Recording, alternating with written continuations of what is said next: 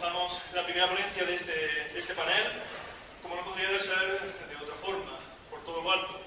Tenemos el honor de tener hoy aquí al doctor Frank Bosman. Es todo un honor, ya que es uno de los maestros dentro de los Game Studies. El doctor Bosman es profesor de la Facultad de la Universidad de Tilburg y también es investigador asociado de la University of Free State de Sudáfrica.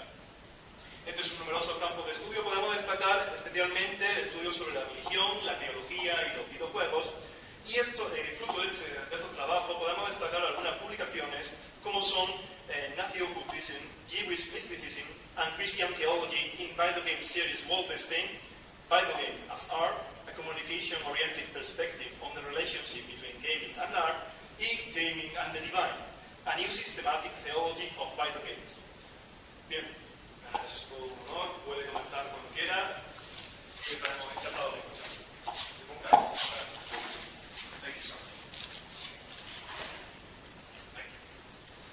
Well, ladies and gentlemen, thank you very much for being here. And it's not about the quantity of the audience, it's always about the quality of the audience, and I can say already that it's very high today. So thank you all for being here. Thank you, Maria and Sergio, for inviting me here to speak today. My first time in this beautiful country of Spain.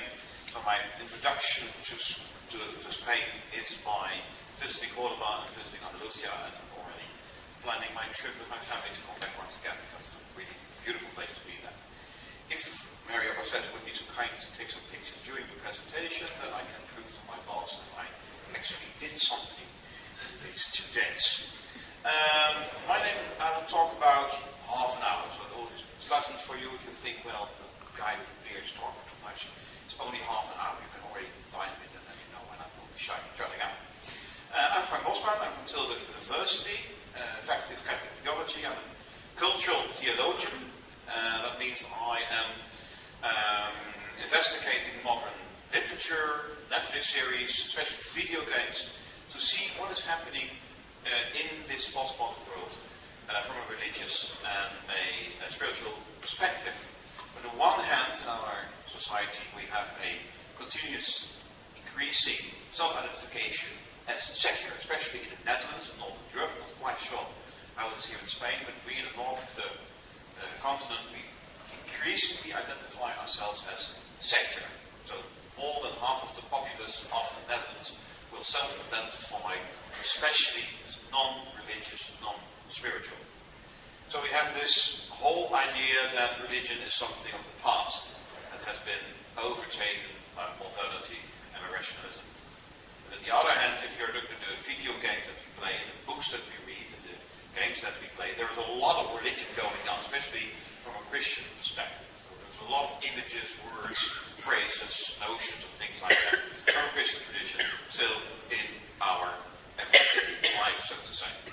Think of the Harry Potter series, think of Netflix series like The Good Place, Squid Game, or Jaguar. Again, very good Spanish Netflix series, I really recommend it to you. Video games like Wolfenstein or Assassin's Creed series, they are loaded with references to all kinds of traditions. But today I'm not here to talk about Assassin's Creed or Wolfenstein, maybe not here. I'm here for one of my other hobbies, that is Christian gaming. And I'm not quite sure if you have ever thought about the whole concept of Christian gaming before. But maybe it's new for you that there are Christian games, and they're incredibly bad. So we'll start with that. So it's a bit of a guilty pleasure. We are going to discuss games that are objectively bad. And as we all know, seeing something that is objectively bad is also a pleasure in itself. It's like watching a train crash and just say, well, I can't look away. That's what's happening with Christian games today. So we're going to play with Jesus. I'm a Roman Catholic, as you can see by my shirt, and I really like to play with Jesus, so that's what we're going to do today. It's about Christian games, the Wisdom Tree Library. You never have ever known what the Wisdom Tree Library is, but after my presentation you have. And of course the ancient world, because otherwise what would I be doing here? And here we have a superb, super 3D case, if you think, well, it looks like Wolfenstein. Well, it is Wolfenstein, but legally licensed game engine of Wolfenstein, and now it's Noah, having to shoot down animals in the park in order for them to be quiet enough to be transported over the luge. Well, you shoot them down with berries and then they are going to sleep, of course, because it's made with Jesus. Right, let's go. If we think about games inspired by the ancient world, we have three categories. And I think the first is the most commonly associated with games inspired by the ancient world. The second one, less but still. And the other one, it's new on the horizon, but very much there. So we have the Greek and Roman culture, of course, as one of the major inspiration sources for gaming. Always have been. The Greeks and the Romans have been an inspiration source for video games, and one of the very well-known examples also by Ubisoft, Immortals, Phoenix Rising. We have Egyptian mythology with Assassin's Creed Origins, and this is the game you will always hear about. Every conference people will talk about Assassin's Creed Origins and Assassin's Creed Odyssey, so if they do, run away, because you'll get the same story every time. And we have the Nordic sagas, which are increasingly more important for our culture as the main inspiration source. For example, Hellblade, Senua's Sacrifice, and the second one is just released, and I have to replay it. This one is very interesting. It was made by people with neurodiversity, made by people who suffer from all kinds of psychological dysfunctions. And it's attempting to recreate what's happening in your head when you are psychotic. So if you want to have an experience of what it is to live in the mind of someone with neurodiversity, try this one.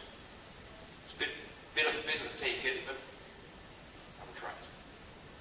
But I will claim that apart from the Roman and Greek and Egyptian and Nordic mythology, there is a fourth source from the ancient world that is very important for video games and video gaming. That is the whole thing we call the Judeo-Christian complex. I will not go into debate about the relationship between Judaism and Christianity, because historically that's a bit of a complicated issue, and I won't go there. But we have the Hebrew Bible, written approximately between the 12th and the 5th century before Common Era. We have the intertestamental literature, for example, the book of Enoch. If you ever heard the story about the fallen angels and Lucifer falling down and he's now the king of the hell or something like that, that's not from the Bible. So every evangelical Christian will tell you that angels have fallen, but not in the Bible. It's in the book of Enoch, which is actually an intertestamental piece of literature. Then we have the New Testament. I think we all know that, more or less. It's a Catholic country, Spain, so I don't have to explain that, first century. And we have, especially for you, Sergio, the apocryphal literature, approximately from the 1st to the 4th century, depending on how you define apocryphal literature. And there are a lot of video games that are using the Bible, using Christian tradition, using the Christian reception of the Bible to inspire their video games. For example, the Bible of Isaac, made by Macmillan. It is a psychological video game about the psychological effects on a child of the divorce of their parents, and children blaming themselves for the divorce of their parents. We have the Mass Effect trilogy, not the fourth one, we don't talk about the fourth. Trilogy about the shepherd. Of course, the shepherd, who can that be otherwise than the one mentioned in the Gospel of John. And we have the Devil May Cry series, just to mention a few of them that are inspired by the Bible, by the Christian tradition, by the Christian reception of that Bible. So,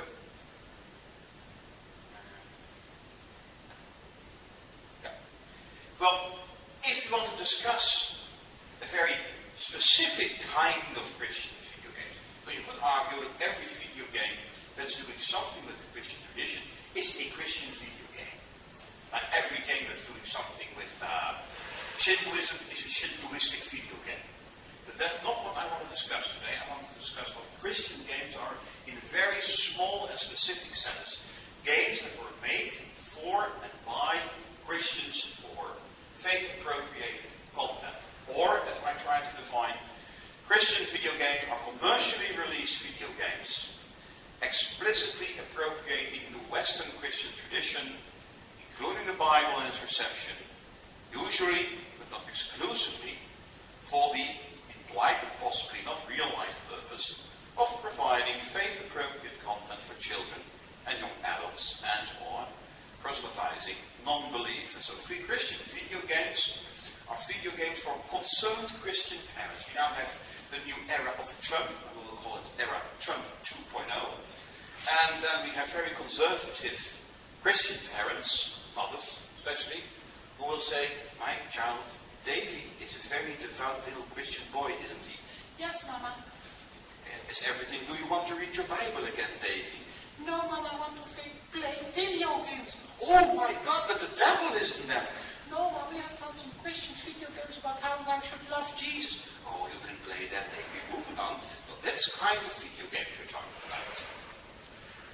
Video games that are made to provide, again, faith-appropriate content for children, little Davy, and young adults, bigger version of little Davy, and for evangelization, to gain more souls for Jesus Christ, and of course by that directing them to heaven.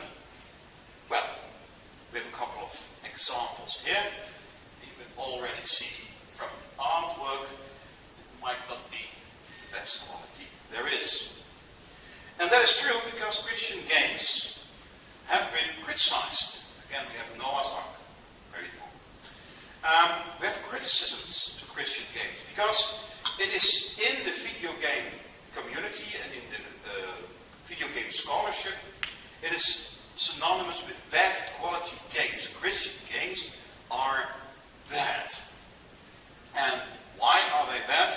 Well, because they have a regular occurring ludonarrative dissonance. Have you ever heard about ludonarrative dissonance? It's the most wonderful thing there is, because video games are two things in one. They're ludic, so they're a game you can play, you can interact with. And they are narratives, they're a story that are told to you.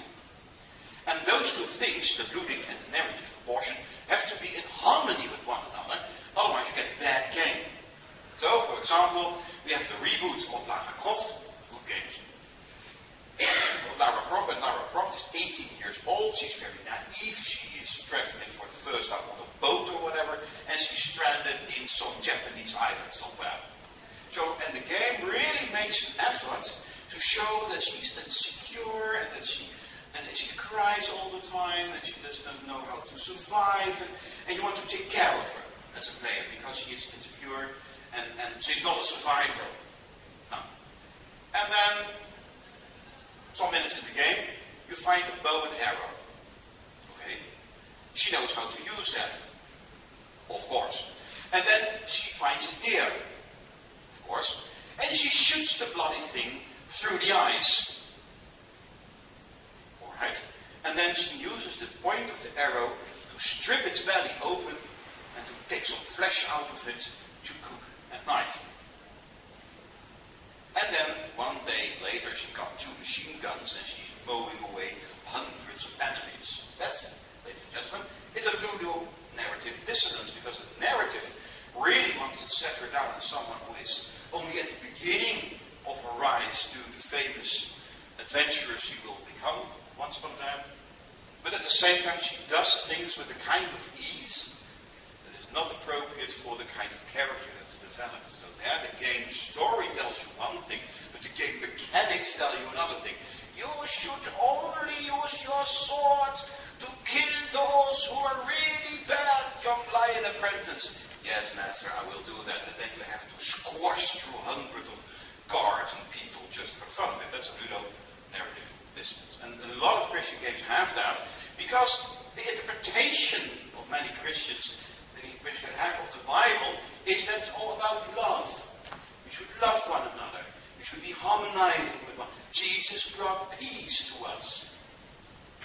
But then you have a video game. A video game tends to have some very violent mechanics, like killing people or squashing bugs and things like that. So usually there is a ludonarrative dissonance. The content of the Bible, according to the Christian tradition, all about peace and harmony, and the game itself killing things or shooting berries to goats in order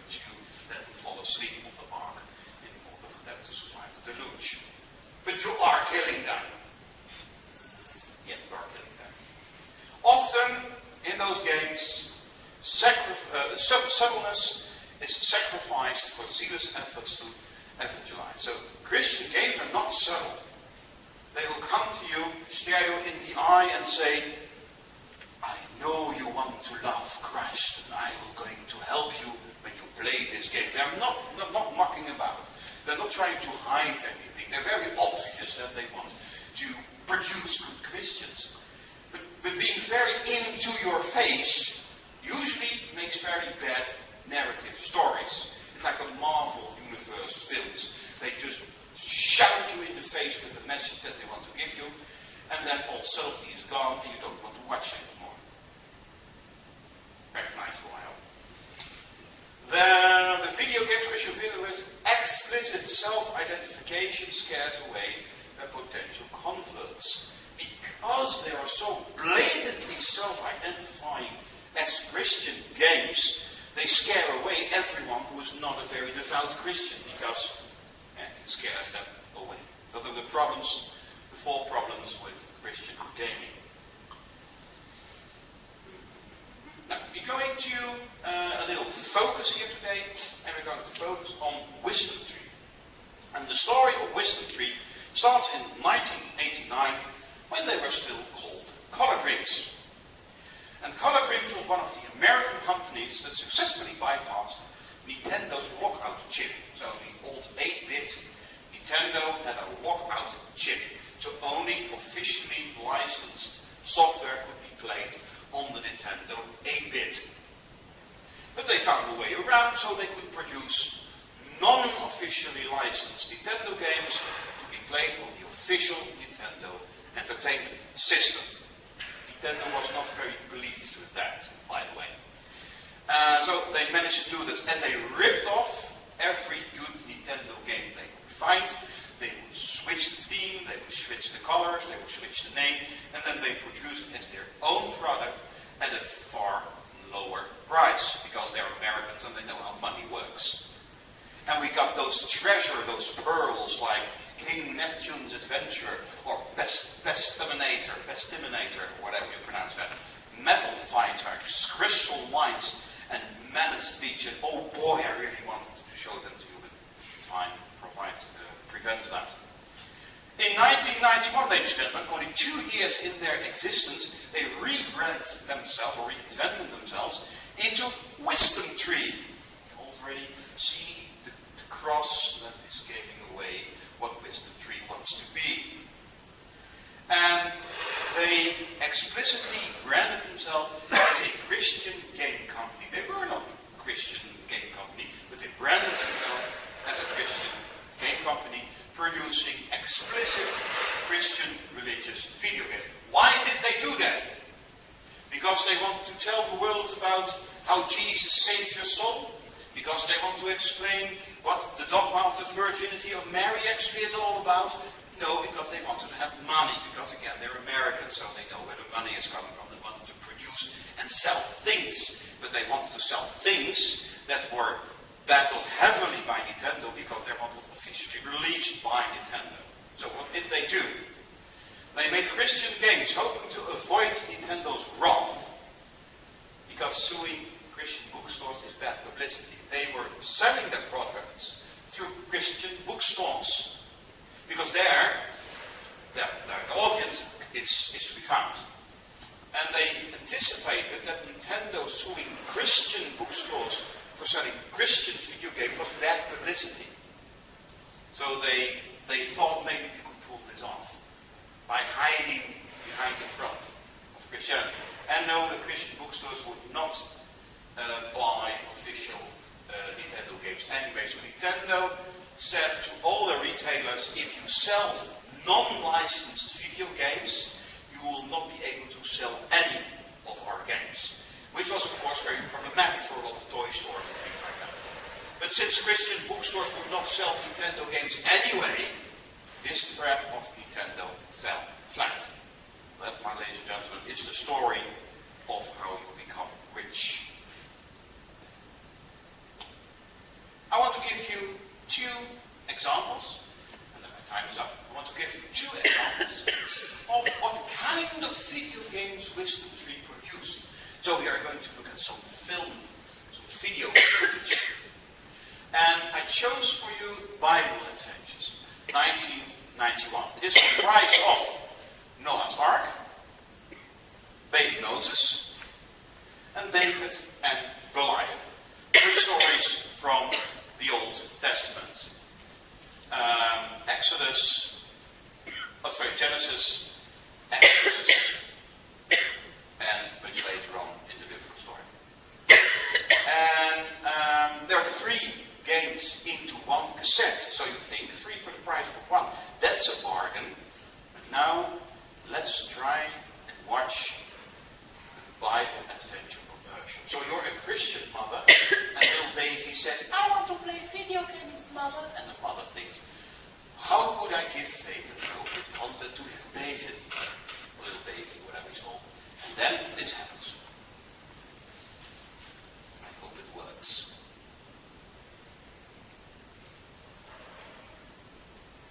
It does. So you guys getting hungry? Yeah. Okay, good. Do you ever worry that they're playing too much Nintendo?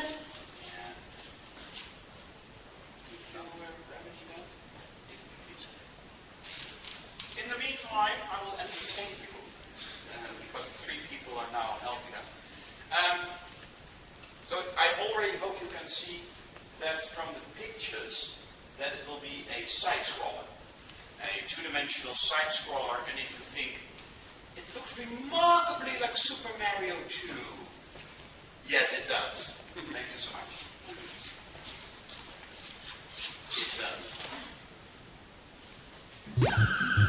So you guys getting hungry? Yeah. Okay, good.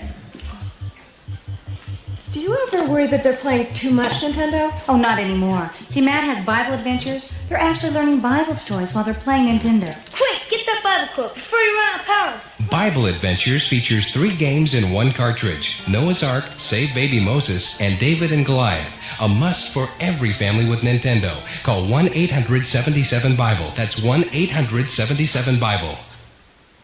And I think you enjoyed it so much that you want to see it another time. No, I don't want to have that. I want to have this one. You know what's maybe.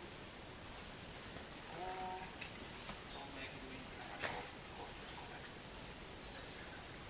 I think So you guys getting hungry? Yeah. Okay, good. Do you ever worry that they're playing too much Nintendo? Oh, not anymore. See, Matt has Bible Adventures. They're actually learning Bible stories while they're playing Nintendo. Quick, get that Bible quote before you run out of power. Bible Adventures features 3 games in 1 cartridge. Noah's Ark, Save Baby Moses, and David and Goliath. A must for every family with Nintendo. Call 1-800-77-BIBLE. That's 1-800-77-BIBLE. That's enough. Then I want to show you the second one, because I can, of course, make an assessment of this game. But maybe we can ask someone who can do a far better job. The angry video game nerd. Do you know the angry video game nerd? Every gamer knows the angry video game nerd. And he is also discussed in a couple of Christmas episodes. He's also, criticizing this specific game. And that is interesting. Copy Vinculo. I think I know Spanish now. And let me go there. Yes. No. I'm trying to do things here that you don't. Let's see. I know Spanish. And we have a commercial because we want to get rich. Estoy aquí para hablar sobre una serie de juegos basados en historias de la Biblia, todos con cartuchos.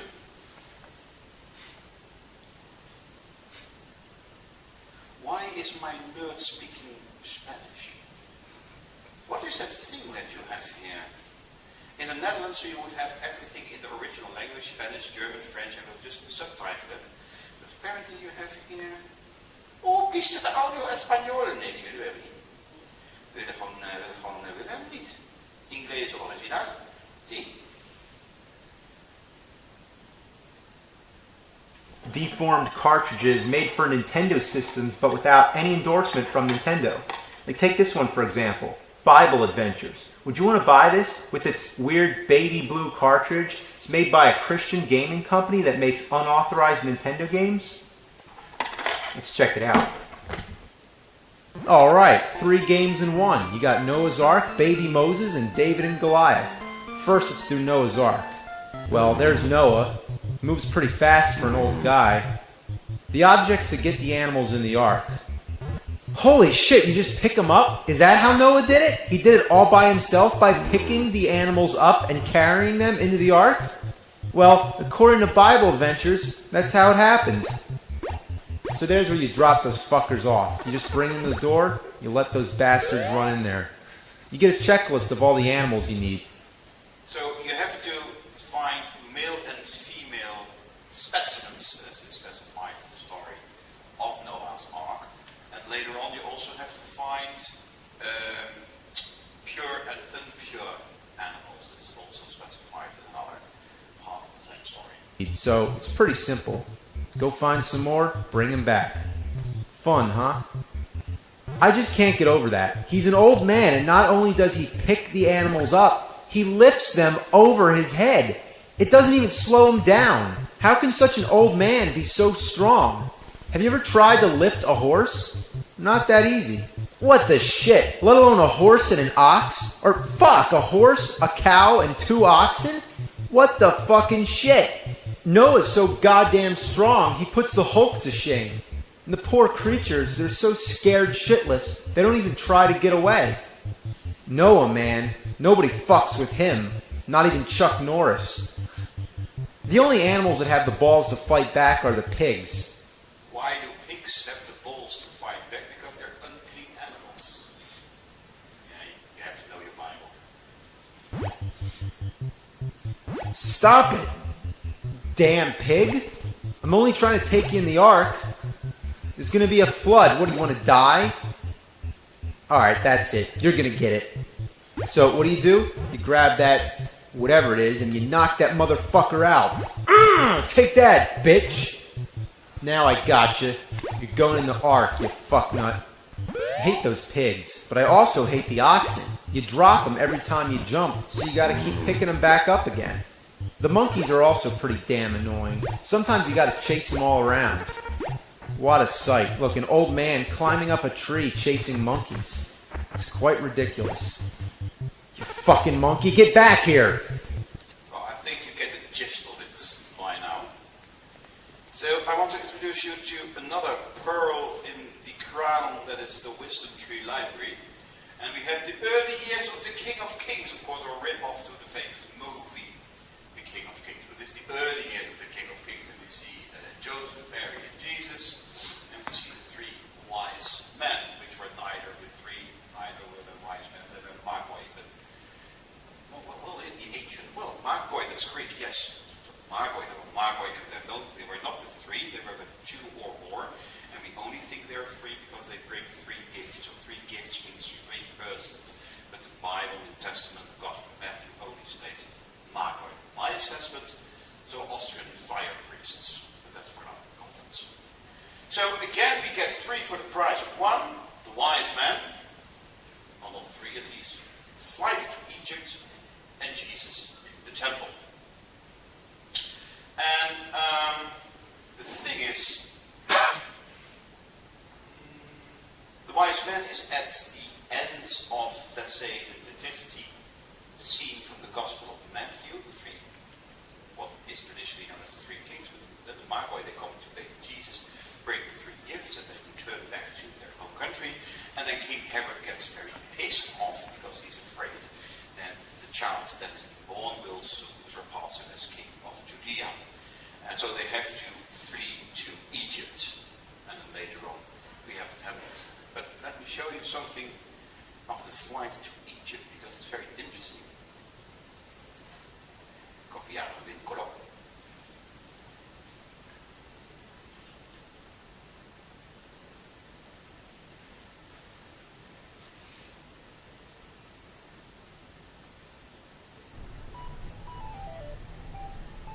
So we hear ta ta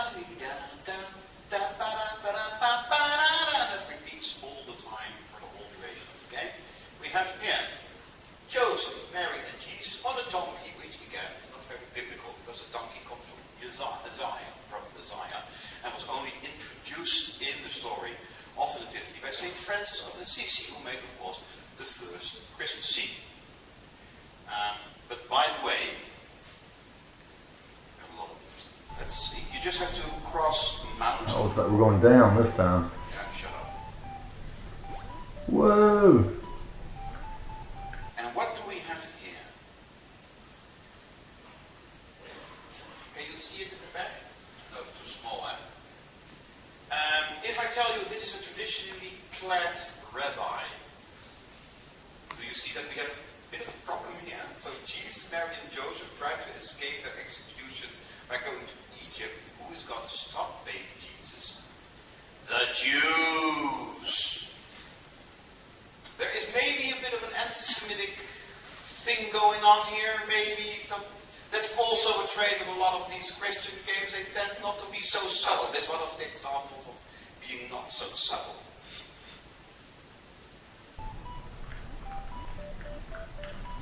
He really tries to stop you. It's an exciting game, isn't it? And then you got to scroll, and the scroll, they get a biblical trivia. There are a lot of biblical trivias. And by answering Bible questions, you get extra lives. The more you know sacred scripture, the more your soul is saved. The more your eternal life in heaven becomes. It all makes perfectly sense.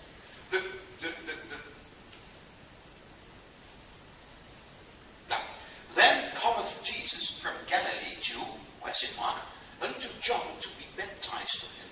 Matthew 3:13. Is that Egypt, Tiberias, or Jordan River? Oh, that's a hard one.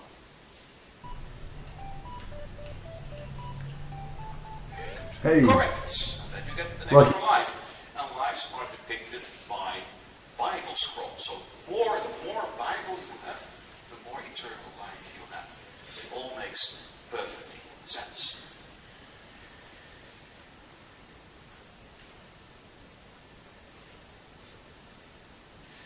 So that was, and I'm on my time now, that's what I wanted to tell you today. I'm not really having a conclusion or anything, but I really like to point out, one, that Christianity is also one of the four sources of the ancient world for modern culture and video games, that there is something that's called Christian games, that they're really bad, but also very interesting from both a cultural point of view and a theological point of view. So if you come across any wisdom tree library games, please play them and be enjoyed by their bands. Thank you for your attention.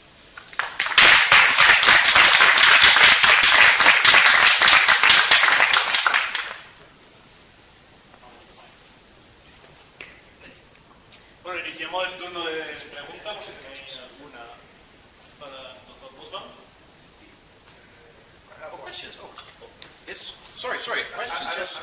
I don't need the mic. Es que si no, no lo oyen los de YouTube.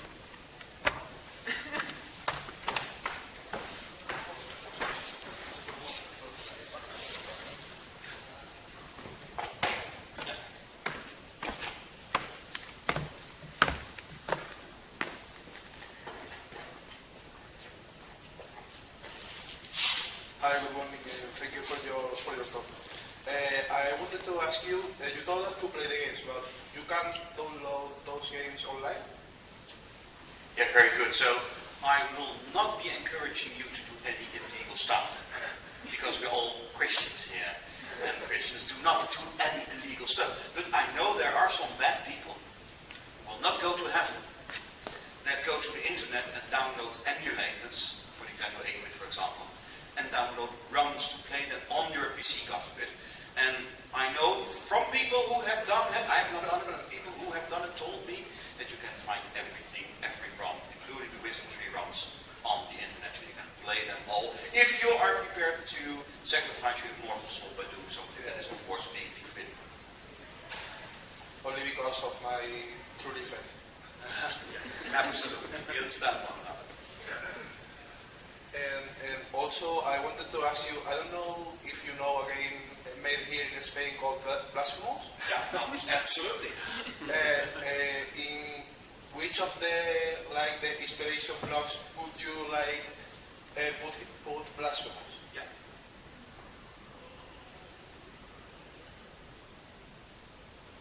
So I would say that Blasphemous is a Christian game, but only by a very large definition means that Blasphemous is drawing its inspiration, not very explicitly I would say, from Christian Roman Catholic tradition.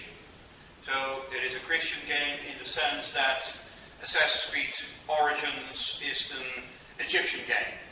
So Blasphemous, I would say, is a game that I find really interesting to study as a theologian, as a cultural theologian, because it says a lot about how we perceive Christianity and Roman Catholic tradition and things like that.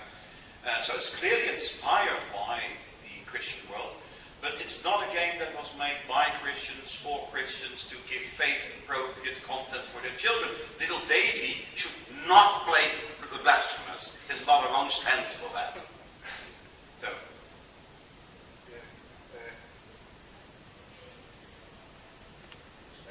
I will pass him the mic and think about my next question. That's good. Maybe a bit of climbing. Thank you. I can hear you, Chris. I just have a question about Nintendo's policy towards religion, because in the years that these games were made, they had a policy against including Christianity in any of their own games. Yep. Yep. Why is that? Yep. And I'm going to show you the exception to the rule.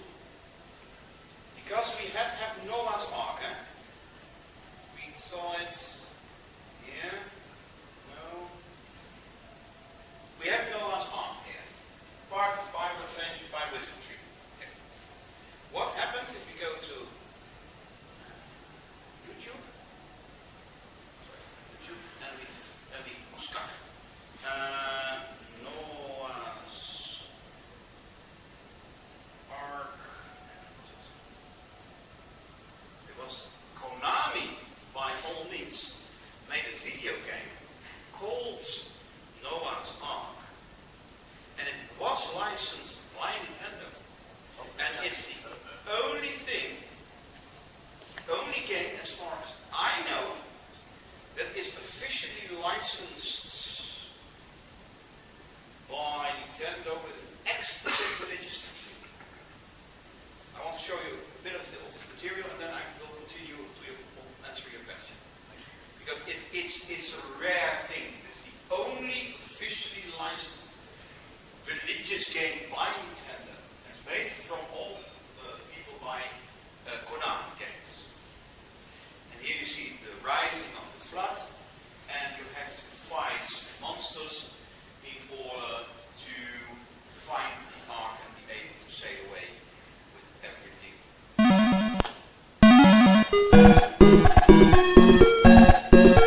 This treasure is Europe, represented by two rabbits. They're very much in love. Then a bad Roman soldier appears. Takes one of them away.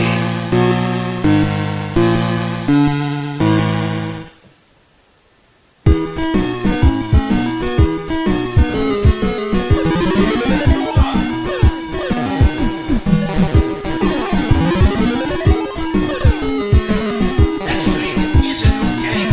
It's a very good game to play.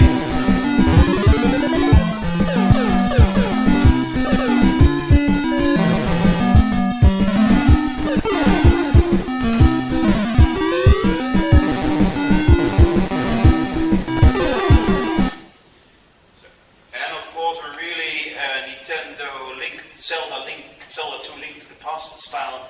At the end, you have to fight a black version of yourself, because the final enemy is always within. As Batman and Superman and all the other action heroes have taught us, the real enemy is ourselves. Very deep. So Nintendo had quite some regulations for video game developers in order to qualify for that seal of approval, by which officially source could could sell these products without getting in trouble.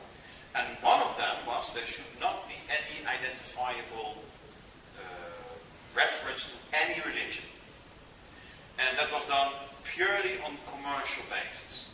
So they said if we are drawing from any religious tradition, it will get someone angry. It will some believer will feel threatened, blasphemous, things like that. So to avoid any of the things surrounding the controversies surrounding religion, Nintendo said we're not doing anything religious.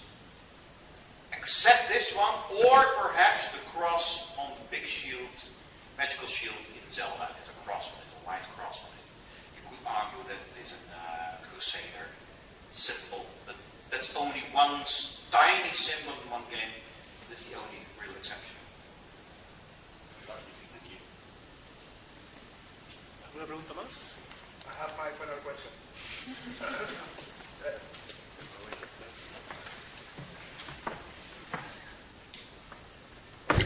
Is anyone still making Christian video games right now?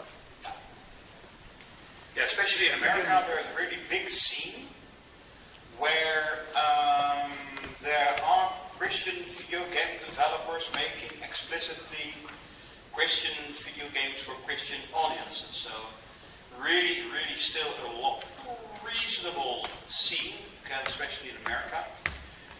The games tend to become somewhat better, but they're never ever up to par with any of their, let's say, secular counterparts. So there's no Christian Ubisoft, or no Christian Guerrilla Games, or there's no Christian Wolfenstein or whatever. So they're still lagging behind aesthetically, technically, ludically. And I think that it's because of the ludonarrative dissonance that Christian games have because of what they are. That prevents them from arriving in the Premier League of video game programming, so to say. Thank you for your question. Bueno, pues eso sería todo para la primera ponencia. Thank you, Mr. Bowman. Gracias.